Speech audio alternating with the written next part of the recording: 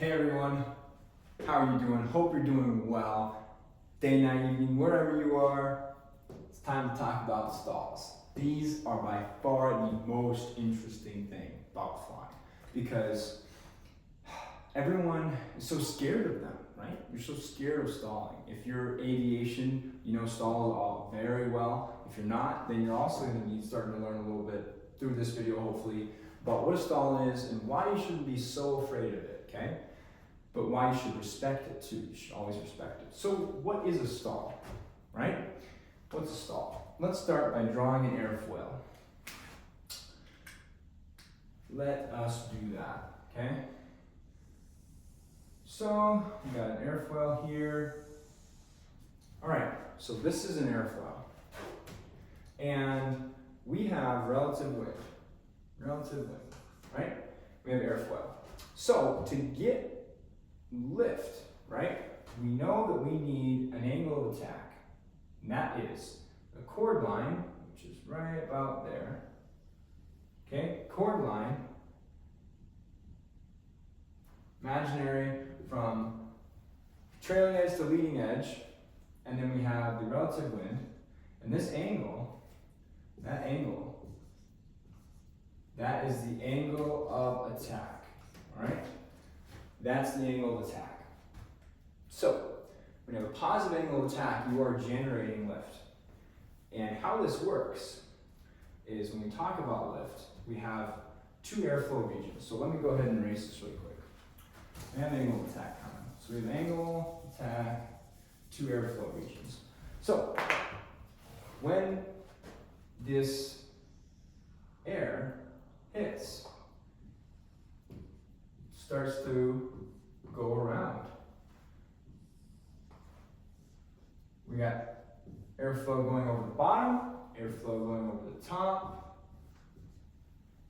and airflow hitting here, being stagnant. So this is essentially what it looks like, and then it joins the reflow right there in the back. So this is what's happening when you're flying an aircraft through the air. This is kind of what, if you could see what the air molecules are doing. And so, when we have lift, right? When we are generating lift, we have what's called low pressure on top, and we have high pressure on the bottom. So, this is caused because of Venturi, okay? Bernoulli, really. This is Bernoulli. But this is primarily talking, this is just kind of a review in preparation for stalls. So Bernoulli's principle is essentially differences in pressures. So since there is a lower pressure on top of the wing, the lower pressure has increased velocity. So increased velocity.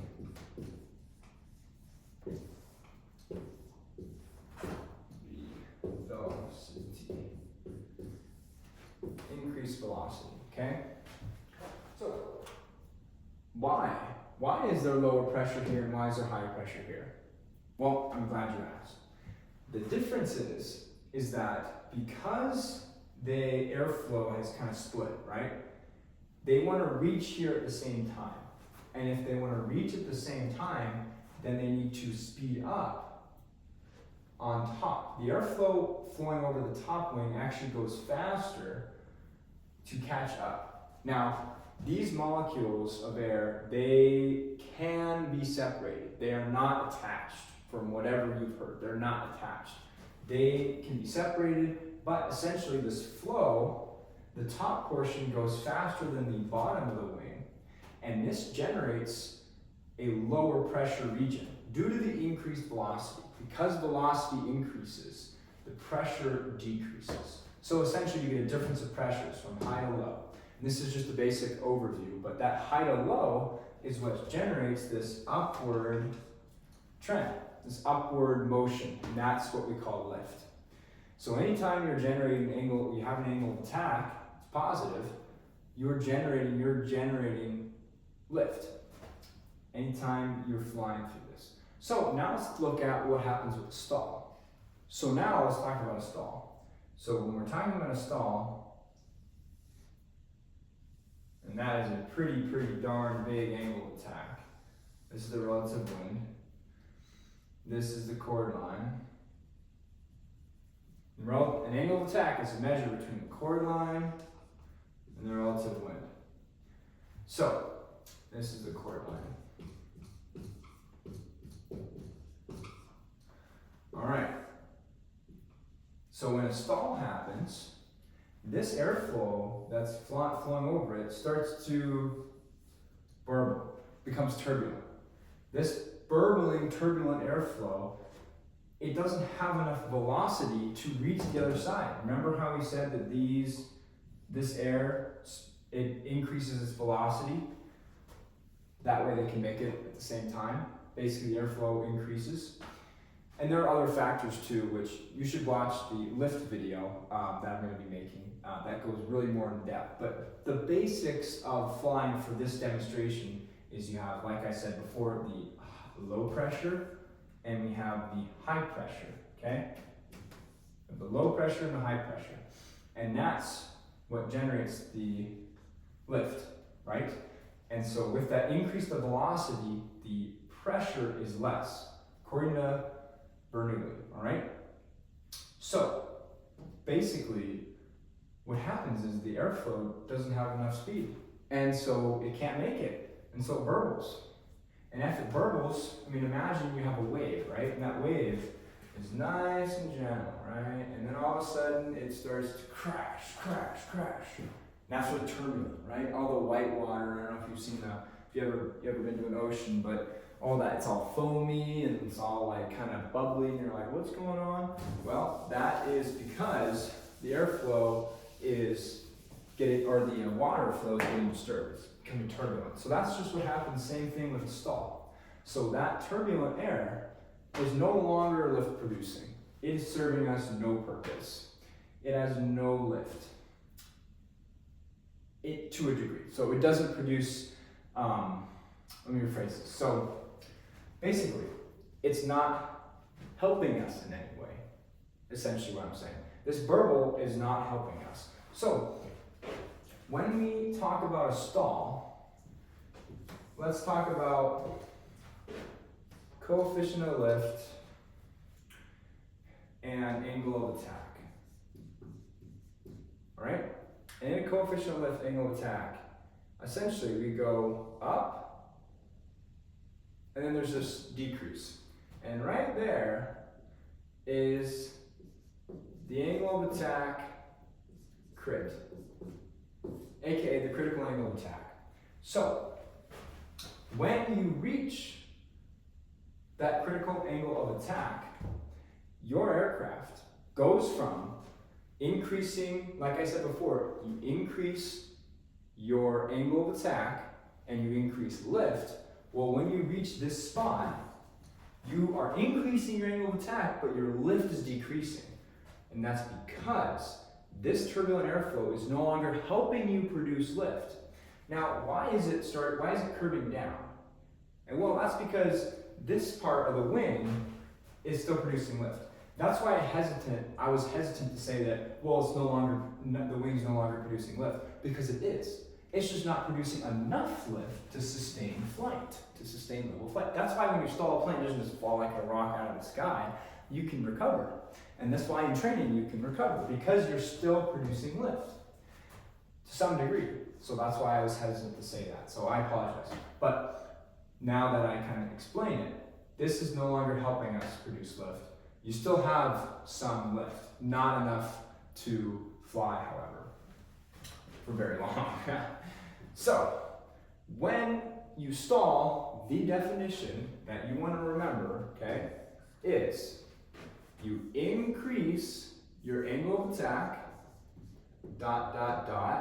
and, oh, did someone say that you decrease your lift? That is the definition of a stall. You increase your angle of attack, but you're decreasing the lift. That is really what a stall is. So, another definition is you exceed the critical angle of attack. right? You exceed the critical angle of attack, no longer producing enough lift to sustain you, you start stalling. But the one you want to remember is you're increasing your angle of attack, you're pulling back, and then all of a sudden your lift goes down. That is what a stall is. And it's because the airflow separates. Airflow separation is bad news. Bad news. No, we do not want airflow separation. And that's because it doesn't have enough velocity, right? So key things to think about. Not enough. Oops.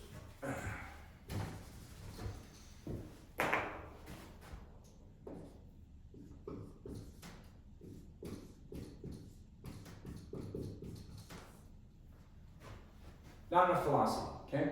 We don't have enough velocity. It's not able to make it. It starts separating, it's burbling, and that's what we get, the buffeting. If someone ever mentions the buffeting, okay, I'm going to start this as well. I believe that's how you spell it. I could be wrong. Like I said, I am not the best English writer. I'm a pilot, okay? I'm a pilot. But buffeting is that saying where you can feel the plane shaking. And why is it shaking? Well, think about it. If this airflow is just burbling and there's nothing to happen, later down the line you actually have your rudder and your elevator, right? If we're talking about a wing. And so this no good airflow goes over the elevator and the horizontal stabilizer and it shakes it. No longer is it helping us. So that's why you lose elevator authority when you stall. It's because of that. So remember, a stall is you increase angle of attack and you're decreasing lift. And the same token, you are exceeding the critical angle of attack. And as a result, you'll feel a buffet because it hits the horizontal stabilizer and you can feel it in the aircraft. So remember, the airflow separates. So key thing, airflow separates.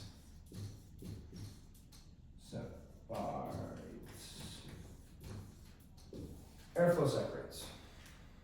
Okay? But the reason why there's not a sharp decrease is because it's actually still producing some lift towards the front. Okay?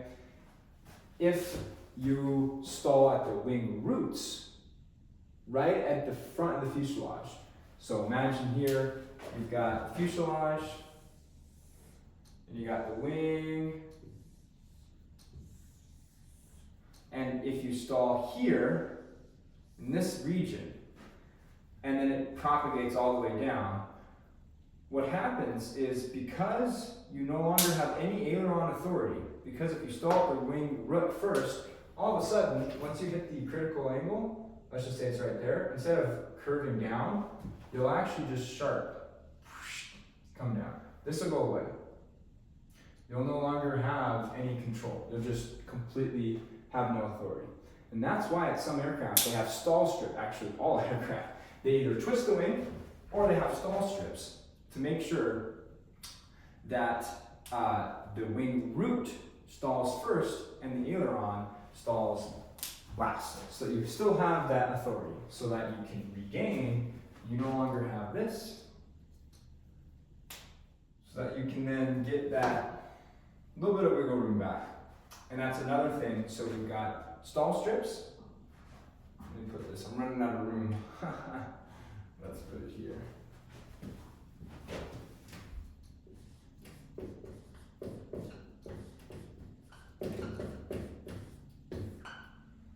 We have stall strips, and then we have what's called, all right over here, washout. Wash out. So washout is the twisting of the wing, so it actually twists, and it twists the wings. Twist. So that the roots stall first, and then the ailerons towards the edge of the wing stall last. And that's for controllability and also so that you still have your wing generating some lift. You want it to generate some lift so that you're not just dropping out of the sky, right? So that is what a stall is. Basic overview, and like I said, we kind of touched on how lift works, but the basic idea is the high to low pressure, and then with the stall, you got the airflow disturbance, and that's airflow separation. So those are really key points, but remember, increasing element of tack, and you're decreasing the lift. So that is stall. Thank you so much for watching. Really appreciate your time. Have a wonderful day, night, time, wherever you are. Remember, fly safe, be cool, and have fun. I almost forgot the last one. Have a great night.